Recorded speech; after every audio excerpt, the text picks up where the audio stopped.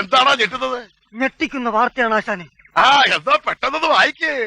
ഞാൻ ഈ പറയുന്ന വടച്ചേച്ചി ചെയ്തതുപോലെ 3 വട്ടം 3 കുട്ടികളെ കൊന്നവളല്ല. ഇപ്പൊ എന്താ പറഞ്ഞ? 3 പ്രാവശ്യമാണേ. 3 വട്ടം അബോർഷൻ എന്ന് പറയുമ്പോ 3 പിഞ്ച് ജീവനുകളെ അവരുടേതല്ലായ കാരണത്താൽ അവരുടെ ഒരു പെർമിഷനും ഇല്ലാതെ അബദ്ധം പറ്റിയതല്ല, അബദ്ധം പറ്റിയതാണ് എന്ന് പറഞ്ഞാലും അടിയോ എന്ത് അടിമാലി ഫാമിലിയോ ഭൂമിയിലേക്ക് ജനിച്ചിട്ടില്ല, വയറ്റിൽ തന്നെ ഉണ്ടായിരുന്നു, ജനിക്കേണ്ടി വന്ന എന്തോ സംഭവമുണ്ട്. എനിക്ക് ഇനി തൂറാനുള്ള സമയം കിട്ടുമോ എന്തോ. ആ കുഞ്ഞുങ്ങളെ കുരുന്നുകളെ അവരുടെ സമ്മതമില്ലാതെ അതിക്രൂരമായിട്ട് നിങ്ങളുടെ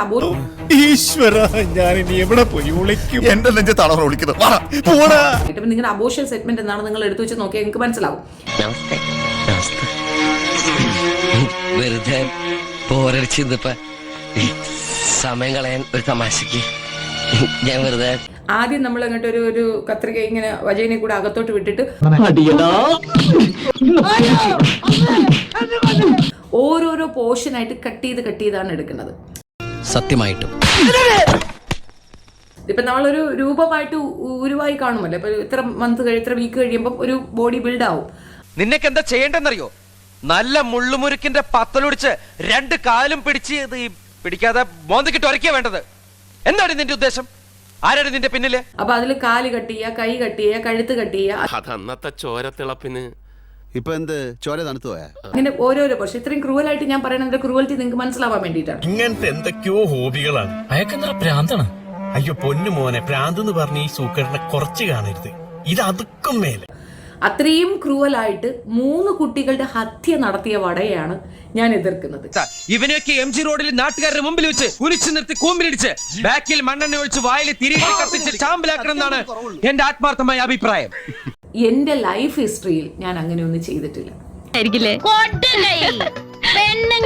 ഇങ്ങനെ തന്നെ വേണം.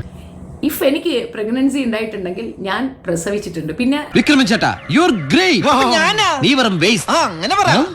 3 പ്രാവശ്യമാണേ. 3 വട്ടം അബോർഷൻ എന്ന് പറയുമ്പോ 3 എങ്ങനെ അളിനതൊന്നുകൂടി പറഞ്ഞേ. ഏത് ഇപ്പൊ പറഞ്ഞില്ലേ? 3 പ്രാവശ്യമാണേ. 3 വട്ടം അബോർഷൻ എന്ന് പറയുമ്പോ 3 ഹോ മനോഹരം, ഗംഭീരം. അനന്തേട്ടാ, അളിയന്റെ കയ്യിൽ നിന്ന് ഇതുപോലെ ഒരുപാട് തത്വങ്ങൾ എനിക്ക് പഠിക്കാനുണ്ട്. അങ്ങനെ എന്ത് തങ്കപ്പെട്ട മനുഷ്യനാടാ. ഇവനെ പറ്റി നീ തോന്നിയ ദിവസം പറഞ്ഞത്. എന്റെ അറിവില്ലായ്മ കുറവുണ്ട് അങ്ങനെ പറഞ്ഞു പോയതാണ്. നിന്റെ ആശ കിട്ടി. ഞാൻ വരട്ടെ. എങ്ങോട്ട്? അല്ല ഞാൻ പോട്ടെ. സബ്സ്ക്രൈബ് ചെയ്തിട്ടുണ്ട് പൊന്നു മോനെ.